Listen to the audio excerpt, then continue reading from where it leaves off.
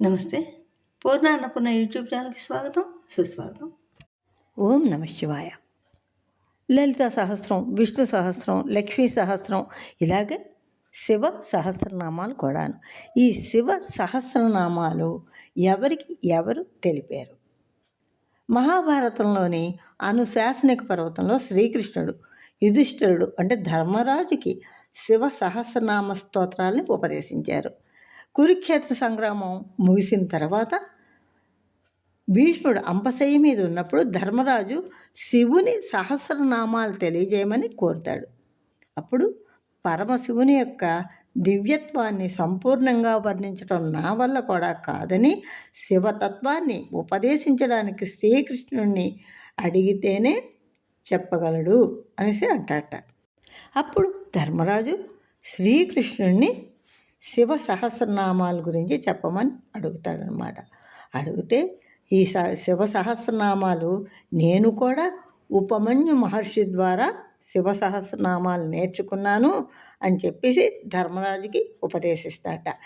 ఈ శివ సహస్రనామాల్ని ఉపమన్యు మహర్షి కూడా తన తండ్రి ద్వారా తెలుసుకున్నట్లుగా ప్రతీతి. అయితే లింగ పురాణం, శివ పురాణం ప్రకారం జలంధరుడు అనే రాక్షసుణ్ణి శ్రీమన్నారాయణుడు విష్ణుమూర్తి సంహరించడం కోసం, సుదర్శన చక్రాన్ని పొందడం కోసం శ్రీ మహావిష్ణువు పరమశివుణ్ణి శివ సహస్రనామాలతో పూజించినట్లుగా కూడా చెప్పబడుతున్నాయి.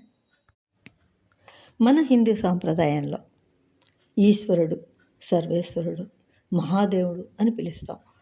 మహిదేవ అనే పదానికి మహాదేవ అని పిలుస్తాం. మహాదేవ అంటే గొప్పవాడు, దేవుళ్ళకి దేవుడు అని అర్థం. మహాదేవ్, మహాదేవి అని కూడా అంటారు. ఎందుకని శివుణ్ణి మాత్రమే మహాదేవుడు అని అంటారు? దేవతల్లో గొప్పవాడు, అత్యుత్తముడు అని పిలవడానికి ఉన్న కారణాలు, దేవతలందరికీ అధిపతి, మహా అంటే గొప్ప దేవుడు. అసురులు, సురలు, ఋషులు, సమస్త జీవకోటి స్వామిని పూజిస్తారు.